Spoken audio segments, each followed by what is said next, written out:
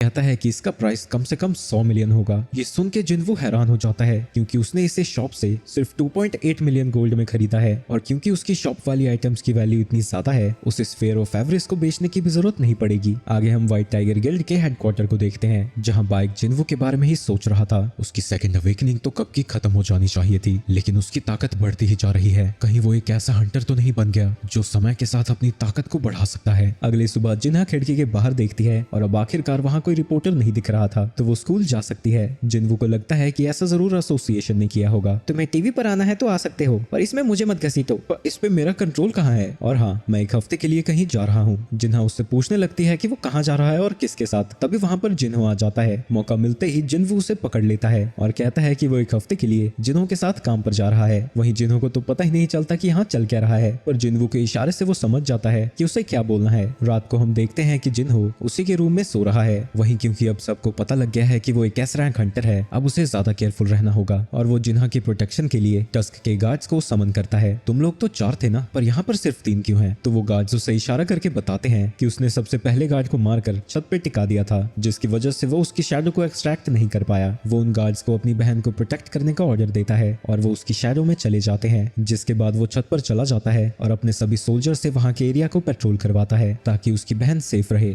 तभी हम एक एंट मॉन्स्टर को देखते हैं जो कि उड़ता हुआ कहीं जा रहा था। अगले दिन जिन्वू जिन्हो के साथ वहाँ से निकल जाता है। बॉस, आप उस टावर में क्यों जा रहे हैं? मैं एक हफ्ते तक वहाँ ट्रेनिंग करने वाला हूँ। आप तो पहले ही एस रैंक है, आपको उससे भी ज्यादा ताकतवर बनना है। मुझे नहीं लगता कि और ताकतवर बनने में कोई बुराई है। इसके बाद जिन्वू डीमन टावर में चला जाता है जहाँ वो विंड बेस्ड रोब और वाटर बेस्ड रिंग को पहन लेता है। जैसे ही उसकी तैयारी पूरी होती है उसे डीमन मोनार्क बैरन को हराने का क्वेस्ट मिलता है जो कि सबसे टॉप फ्लोर पर है। रिवॉर्ड के तौर पर उसे शैडो एक्सचेंज के लिए एक रून स्टोन मिलेगा और साथ ही 30 एबिलिटी पॉइंट्स, जिसके बाद वो 76 फ्लोर पर टेलीपोर्ट हो जाता है। वहीं डंजन के बाहर जिन्हो के माँ और बाप उसी के बारे में बात कर रहे थे, लेकिन तभी वो बेहोश हो जाते हैं। वहीं डीमन कासल के अंदर जिन्वू के सामने एक बड़ा सा बॉस मॉन्स्टर है, लेकिन उससे खुद लड़ने की जगह जिन्वू टस्क को समन करता है और उसे स्फेयर ऑफ एवरेस्ट दे देता है। फोंग उस स्फेयर को हाथ में पकड़कर एक पावरफुल फायर स्पेल से हमला करता है। वो अटैक इतना ज्यादा पावरफुल था कि वहां पर उस मॉन्स्टर के सिर्फ टांगे बचती हैं। जितना मैंने सोचा था ये तो उससे भी ज्यादा ताकतवर है। आगे हम जिन्हो के फादर को हॉस्पिटल में देखते हैं जहां उसकी मॉम उन्हें बताती है कि जिन्हो उससे मिलने आया था, पर उन्होंने उससे कह दिया कि ज्यादा काम करने की वजह से वो थक गए थे। पास के सीन में हम देखते हैं डॉक्टर उन्हें बताता है कि उन्हें भी इटर्नल स्लंबर नाम की बीमारी हुई है जिसमें पेशेंट को नींद ज्यादा आती है और धीरे धीरे वो हमेशा के लिए सो जाता है। जिन्वू की मॉम को भी यही बीमारी है। ऐसी बीमारी तब किसी की होती है जब उसकी मैजिकल रेजिस्टेंस कम होती है और वो ऐसे लोग या एरिया में रहते हैं जहाँ मैजिकल एनर्जी ज्यादा होती है। और डॉक्टर के पूछने पर वो बताते हैं कि उनका बेटा एक हंटर है, लेकिन डॉक्टर उनसे कहता है कि